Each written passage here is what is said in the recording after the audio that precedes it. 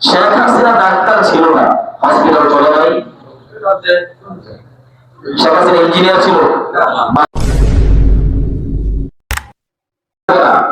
ইয়াবা ট্যাবলেট আমরা দেখি মাঝে মধ্যে রাস্তার মধ্যে নারী তার দেহের বুড়ো অঙ্গের কাছে পল্লীর মধ্য করে ইয়াবা ট্যাবলেট নিয়ে যাচ্ছে রাস্তার মধ্যে, অথবা গোয়েন্দা অথবা বিধি যারা রয়েছেন তারা হঠাৎ করে আক্রমণ করে সেখান থেকে এগুলি বের করে নিয়ে আসছে। আশ্চর্য বিষয়, একটা মহিলা রাস্তা দিয়ে যাচ্ছে, বোঝার কোনো উপায় নাই তার কাছে এই ধরনের সম্পদ থাকতে পারে, তাকে ধরতে পারবো, অথচ ইয়াবা ট্যাবলেট বাণিজ্যিক কারা আছে তাদেরকে ধরতে পারবো না। নাটক আমাদের সরকারের করা হচ্ছে, আমরা বুঝি এই নাটক বন্ধ করতে হলে এই কোরআন সংসদে চালাতে হবে। যদি কোরআন সংসদে চালানো সম্ভব হয় বাংলাদেশের সব নাটক মঞ্চনাট হয়ে যাবে। সম্মানিত ভাই আমার এই মসজিদে অনেক ধরনের মুসল্লি রয়েছেন যাদের মস্তিষ্কে সরকারে বসবাস করেছে। এইভাবে বললাম এখান থেকে বের হয়ে বাইরে গিয়ে বলে হুজুর কেন রাজনীতি নিয়ে কথা বলতে, রাজনীতি কথা বলার কোনো দরকার আছে? কেন রাজনীতি নিয়ে কথা বলবে? হুজুর জান্নাত আছে, জাহান্নাম আছে, আরশ আছে, ফুসিলাত আছে, হাসরের ময়দান আছে, কবর আছে, এত এত বিষয় বাদ দিয়ে শুধু রাজনীতি নিয়ে কথা বলে। এদের মাথায় এদের মস্তিষ্কে সরকার বসবাস করেছে। কোরআনের মধ্যে রাজনীতি নাই। আপনারা বলেন কোরআনের মধ্যে রাজনীতি নাই? কোরআনের মধ্যে রাজনীতি যে রাজনীতি, আর আমাদের সমাজের প্রচলিত রাজনীতি কি এক নাকি? জুলুমবাজি, নির্যাতন, চুরি, ডাকাতি, রাহাজানি, ছিনতাই, এগুলো কি রাজনীতি নাকি? এগুলোকে ফেরাউনের কালচার বলা হয়। আর ফেরাউনের কালচার কখনো রাজনীতি হয় না।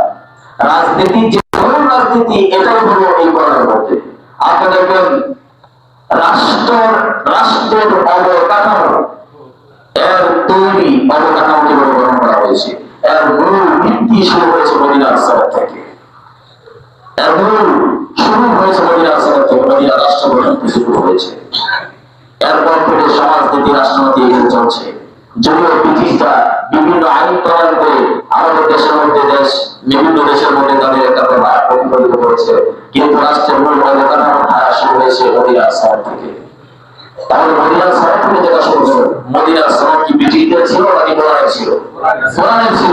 তাহলে এই কোরআন যেহেতু কোরআনের মধ্যে রাষ্ট্রনীতির কথা আছে, তাহলে মসজিদের মেম্বরে বসে ইমাম সাহেব প্রতিষ্ঠা কেন রাজনীতি নিয়ে কথা বলতে পারবে না? আমাদেরকে বোঝাতে চাই মুজাহিদ কবর নিয়ে কথা বলে, জান্নাত নিয়ে কথা বলে। তার মানে কি? তার মানে হলো দুনিয়া এই ভূখণ্ডটা তাদেরকে তাদের বাধ্যতা প্রতি সম্পত্তি তাদেরকে দিয়ে করা হয়েছে। আমি শুধু কবর নিয়ে বসে থাকবো আর জান্নাত নিয়ে বসে থাকবো, ভালো কথা। আর তুমি দুনিয়া চালাইবা, দুনিয়াটাকে ধ্বংস করে দিবে। বিলকুল বুঝেই না জান্নাত এবং কবর এর শান্তি নির্ভর করে জমিনের উপর, এই জমিনের উপর নির্ভর করে। দুনিয়ার মধ্যে যে ব্যক্তি 1 সেকেন্ড হায়াত পাবে, 1 সেকেন্ড তার জন্য জান্নাত রয়েছে। যে ব্যক্তি দুনিয়াতে 1 সেকেন্ডের হায়াত পাবে না, তার জন্য জান্নাতও নাই, জাহান্নামও নাই, কবরও নাই, কিছু নাই। তার আমার জান্নাত, জাহান্নাম, কবর, হাসর, নাসর, ফুসলাত সব কিছু নির্ভর করে দুনিয়ার জমিনের উপর। আর এই জমিটাই তোমরা নিয়ে গেলা, হুজুর বলতে কবর আর জান্নাত দিয়ে দিলা।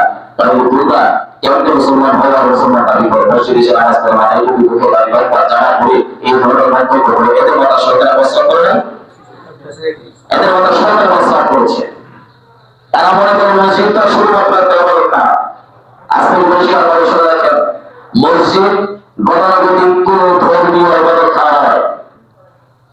হিন্দুদের গির্জা, হিন্দুদের মন্দির, খ্রিস্টানদের গির্জা, বৌদ্ধদের তাদের উপাসনা নয়, ইহুদিদের উপাসনা নয়।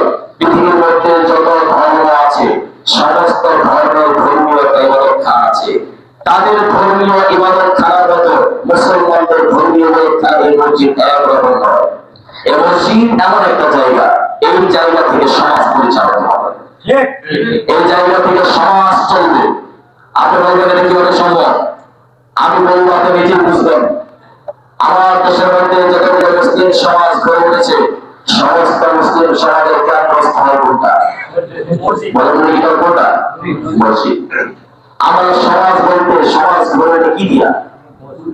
এই যে আমরা মনে করি ওই সমাজ বলতে কি? ওই মসজিদের সমাজ।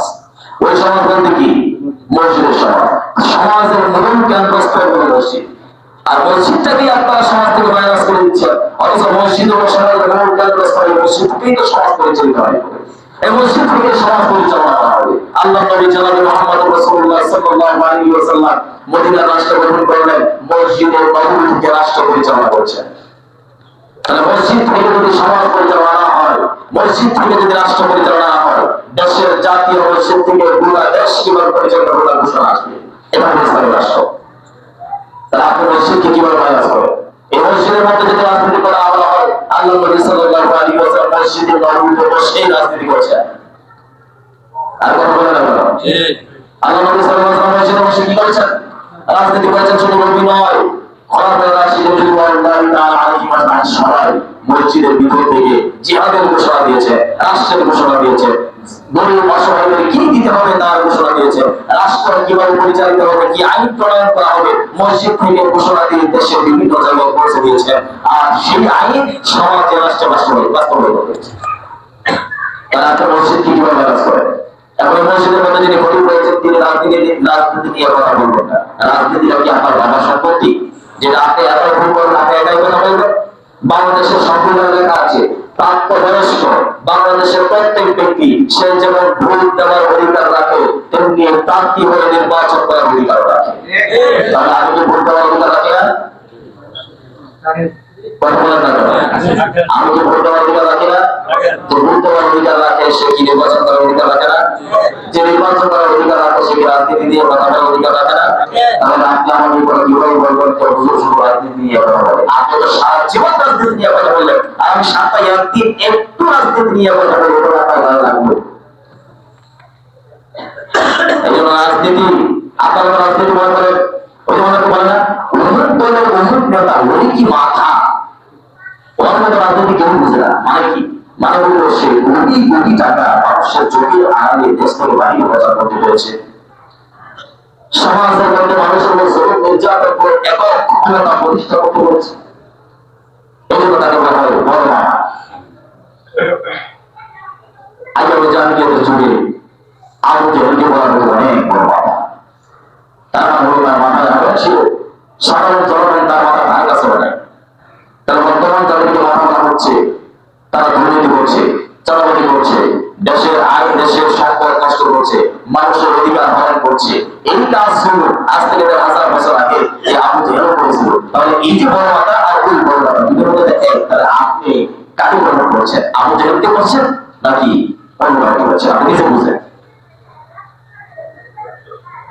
ওলামায়ে কেরামদেরকে বলা হয় হুজুর আপনি রাজনীতি করতে পারবেন, আপনি হসপিটাল চালাতে পারবেন, আপনি প্রশাসন চালাতে পারবেন, আপনি ব্যাংকিং সেক্টর চালাতে পারবেন, আপনি শিক্ষা মন্ত্রণালয় চালাতে পারবেন, আপনি সংসদ চালাতে পারবেন, আপনার কি যোগ্যতা আছে?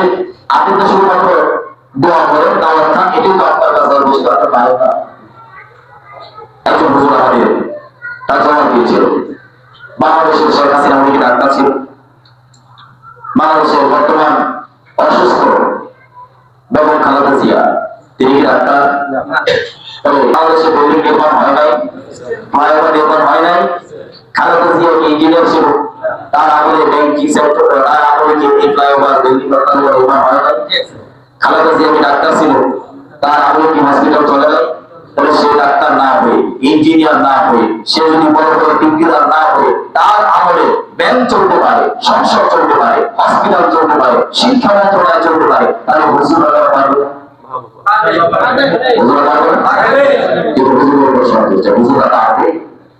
এই একটা প্রশ্ন, হুজুর আপনি পারবে?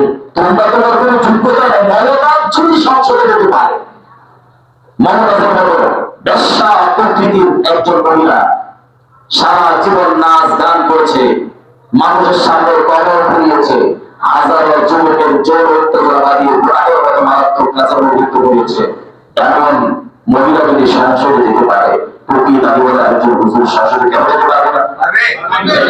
তাহলে রাজনীতি শুধু আপনাদের জন্য, আমাদের জন্য কোনো রাজনীতি নাই। রাজনীতি শুধু আপনারা করবেন, হুজুর আসলে বসবে, আপনারা বলেন লোকের জন্য দোয়া চান, হুজুর বলেন লোকের জন্য দোয়া চান, হুজুর ওই বলেন লোকের নাম নিয়ে দোয়া করবে। এটাই হলো হুজুরের কাজ। এখন পরিষ্কার কথা, দেশের মধ্যে আপনার ভোট দেওয়া নির্বাচন করার যেমন অধিকার রয়েছে, ওলামায়ে কেরামের ভোট দেওয়া নির্বাচন করার অধিকার রয়েছে। আপনার যেমন রাজনীতি নিয়ে কথা বলার অধিকার রয়েছে, ওলামায়ে কেরামের রাজনীতি নিয়ে কথা বলার হয়েছে। আপনার রাজনীতির সম্পর্কে কথা বললে আমি যখন বাধা দেই না, দিতে পারবো না, এটা আপনার অধিকার। আমি যখন রাজনীতি নিয়ে কথা বলবো আমাকে বাধা দিতে পারবেন না, এটা আমার অধিকার। সময় তো ভাই আমার, আমি যতটুকু কথা বলি, আমি আব্রাহাম লিঙ্কের রাজনীতি নিয়ে কোনো কথা বলি না।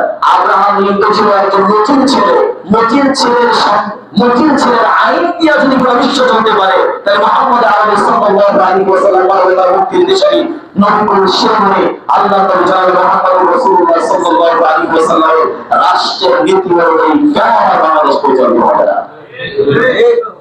এজন্য প্রস্তুত থাকেন, আগামী সংসদ পুনরায় সংসদ বানাবো। আগামী দেশ ইসলামী রাষ্ট্রে পরিণত করতে হবে। অনেক মনের কথা মানুষ বলবে। আপনি এত জিনিস লক্ষ্য করেন, এক টুকরা লোহা যদি পানি করে নিক্ষেপ করেন, লোহাটা ভাসবে না, ডুবে যাবে। মানুষ এই লোহার উপর গবেষণা করলো, চেষ্টা করলো, মেহনত করলো, লক্ষ লক্ষ টন এবং লোহা পানির উপর মিশে আছে। এক টুকরা লোহা আকাশের দিকে নিক্ষেপ করলে সেটা একটা মাথার উপর পড়বে। কিন্তু মানুষ এটা নিয়ে গবেষণা করলো, চেষ্টা করলো, সাধনা করলো, এখন শত শত শত টন লোহা আকাশে হাজার হাজার যাত্রী নিয়ে আকাশে বসে আছে। মানুষ চেষ্টা করলে সব কিছু সম্ভব। যে মানুষ আকাশের চাঁদ থেকে চিন্তা করতো কেমন চাঁদের চাঁদ, সে মানুষ গবেষণা করলো দুনিয়ার জমিন থেকে চাঁদ পর্যন্ত পৌঁছে গেল। মঙ্গল গ্রহ কেমন দেখতে, দুনিয়ার জমিন থেকে মঙ্গল গ্রহের জমিন পর্যন্ত এখানে বসে তারা দেখতে পেল জমিনের অবস্থা কিরকম। যে মানুষ একটা সময় একটা চিঠি পাঠাইলে 2 থেকে 3 মাস সময় লাগতো পৌঁছাতে, সে মানুষ গবেষণা করে চিন্তা করে মেহনত করে তৈরি করলো, ঘরে বসে অন্য দেশের মানুষ কি অবস্থায় আছে আপনাদের বসে দেখে দেখা যাচ্ছে। তাহলে মানুষ মেহনত করলে যদি এতটুকু পারে, সেই মানুষ মেহনত করে একবার আওয়ামী লীগকে ক্ষমতায় দিল, সেই মানুষ মেহনত করে আরেকবার বিএনপিকে ক্ষমতায় দিল, সেই মানুষ মেহনত করে আরেকবার আন্দোলনকে ক্ষমতায় দিল।